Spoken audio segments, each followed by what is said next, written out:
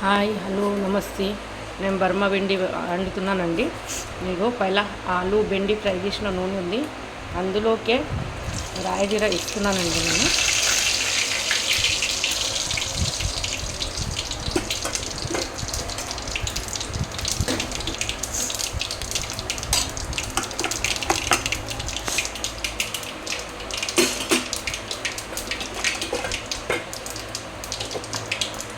ఇవ్వండి, రాయి జీరా ఎంగిందండి.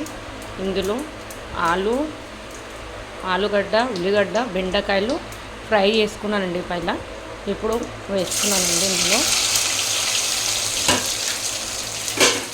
దీన్ని బర్మా బెండి అంటారండి. ఇదండి ఇలా చేసుకున్నాక ఇందులో చూడండి, ఉప్పు, పసుపు, ధనియాల పొడి, జీలకర్ర పొడి, ఆరు పల్లి పలుకులు దంచి పెట్టుకున్న పౌడర్ అండి ఇందులో వేసేయాలండి.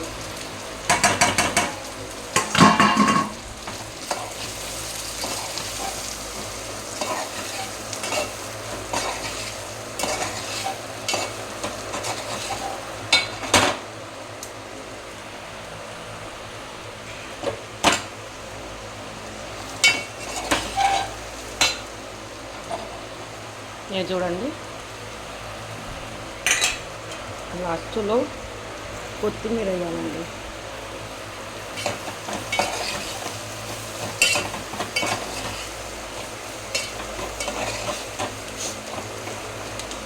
చూడండి అయిపోయిందండి. దీనికి మూత పెట్టేయాలండి. గ్యాస్ బంద్ చేశానండి. ఇదిగోండి, పళ్ళ చారు కోసం నేను ఉల్లిగడ్డలు, టమాటాలు ఫ్రై చేశానండి. ఇవి ఉడికిపోయినాయి.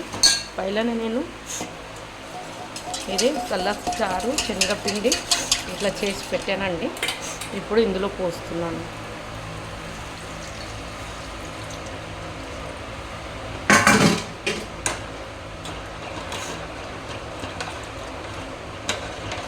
ఇవ్వండి,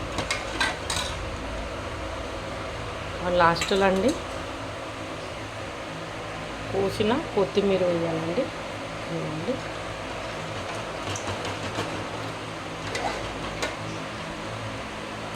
ఫైనల్ అండి. ఇది 2 నిమిషాలు ఉడికినాక గ్యాస్ బంద్ చేయాలండి. ఇక చూడండి ఎంత బాగా వచ్చిందో కలర్గా.